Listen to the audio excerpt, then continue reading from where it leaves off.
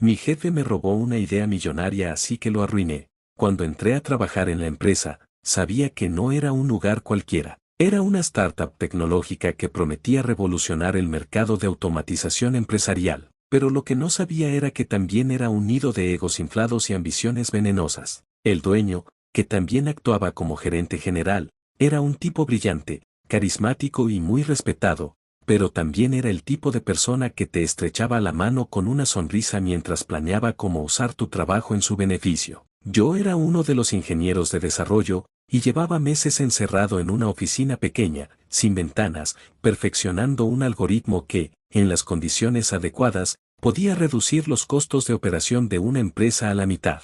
No dormía bien, casi no hablaba con nadie, y había abandonado muchas cosas para dedicarme por completo a ese proyecto. Lo hacía con la esperanza de que, una vez que demostrara su potencial, obtendría el ascenso que tanto merecía. Cuando por fin terminé el prototipo, pedí una cita directa con el dueño. Me costó semanas lograr que me recibiera, pero cuando lo hizo, su actitud cambió por completo. Me pidió una demostración en vivo, y durante media hora lo vi sonreír y asentir con la cabeza. Al final me estrechó la mano con fuerza y me dijo, increíble, esto va a cambiarlo todo. Salí de esa oficina sintiéndome en la cima del mundo. Incluso me atreví a fantasear con un puesto de dirección o con algún porcentaje del producto si salía al mercado. Pero todo se desmoronó 5 días después. Me llamaron a recursos humanos, me entregaron una carta de despido sin razón aparente y un sobre con mi liquidación mínima. Nadie me dio una explicación clara. Solo me dijeron que la empresa estaba tomando otro rumbo.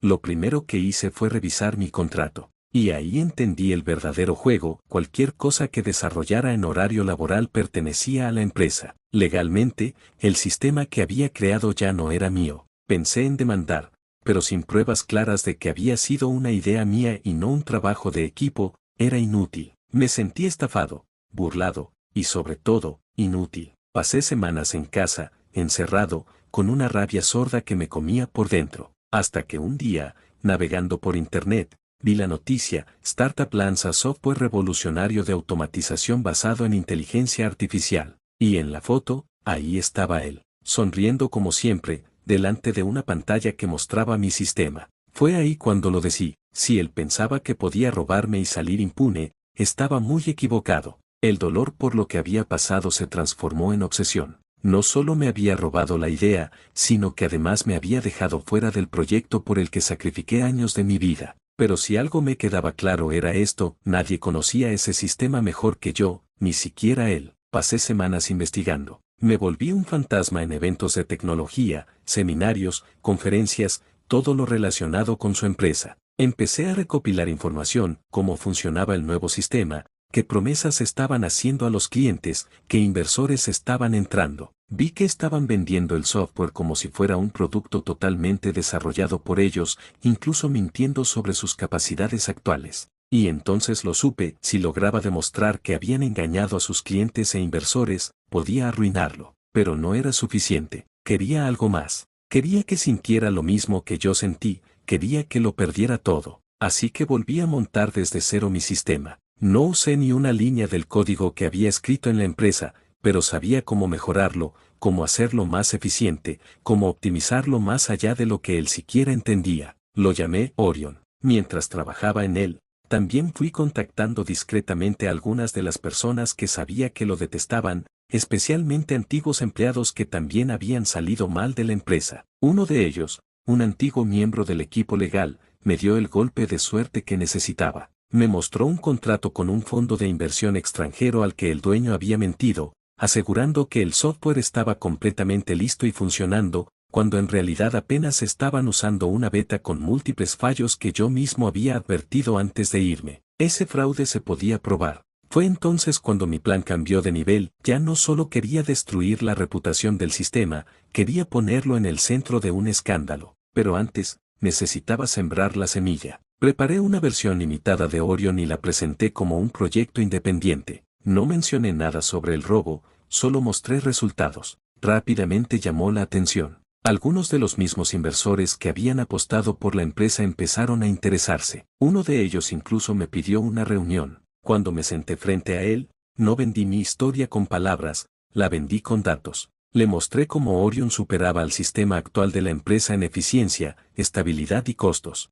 Luego, le mostré una simulación que evidenciaba que la versión que ellos habían comprado tenía errores graves, lo suficientemente graves como para afectar cualquier operación real. ¿Y por qué me estás mostrando esto?, me preguntó el inversor, desconfiado. Porque usted es uno de los pocos que aún puede salir de esto sin quemarse, le respondí, pero si me ayuda, puedo mostrarle cómo recuperar su inversión y mucho más. El inversor mordió el anzuelo. En cuestión de días, ya había desviado su atención de la empresa de mi exjefe hacia Orion. Y no fue el único. Otros empezaron a hacer preguntas. Los rumores se expandieron como fuego entre pólvora, que el software no cumplía lo que prometía, que había algo turbio detrás, que el sistema estrella no era tan estrella después de todo. Mientras tanto, yo seguía alimentando la tormenta. Filtré correos internos que había guardado antes de irme, donde el dueño admitía que mi sistema había sido la base de todo. En uno de ellos incluso decía, con el chico fuera del mapa, ahora podemos decir que esto es nuestro sin problemas. Esa línea era oro puro, pero el golpe final vino de una fuente inesperada. Un antiguo cliente, frustrado por los constantes fallos del sistema, me contactó y accedió a declarar públicamente que el software no funcionaba como se le prometió. Eso abrió la puerta a una demanda colectiva. El caso escaló rápidamente. El juzgado pidió una auditoría técnica, y ahí entré yo. Como parte neutral, les mostré el código base y cómo el sistema había sido construido directamente sobre mis algoritmos originales. Todo encajó como piezas de dominó cayendo. Y entonces llegó la bomba. El tribunal dictaminó que no solo me habían robado la propiedad intelectual, sino que el dueño de la empresa debía pagar una indemnización millonaria, equivalente a todos los ingresos que había obtenido gracias a mi invento. La empresa se desplomó en bolsa, los contratos se cayeron, los inversores huyeron, clientes exigieron reembolsos. Él trató de apelar, de justificarse, de culpar a otros,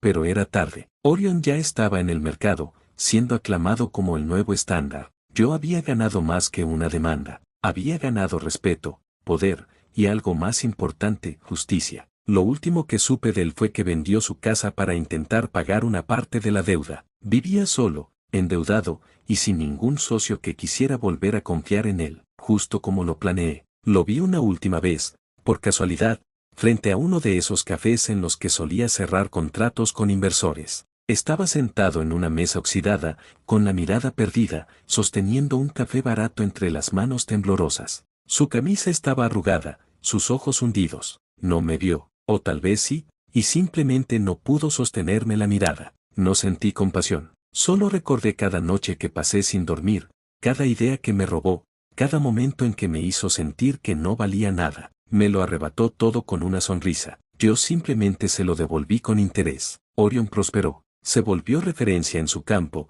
pero esta vez con mi nombre al frente, no como un engranaje invisible, sino como el creador. Recibí ofertas de compra que rechacé. Fundé una pequeña academia para enseñar a otros como yo a defender su trabajo, a nunca dejarse pisotear. Algunas personas me dijeron que me excedí, que debí conformarme con dejarlo atrás y seguir mi camino. Pero lo cierto es que hay personas que solo aprenden cuando lo pierden todo. Él fue una de ellas. Y yo, finalmente, aprendí que la venganza no siempre es rencor. A veces, es justicia en su forma más pura.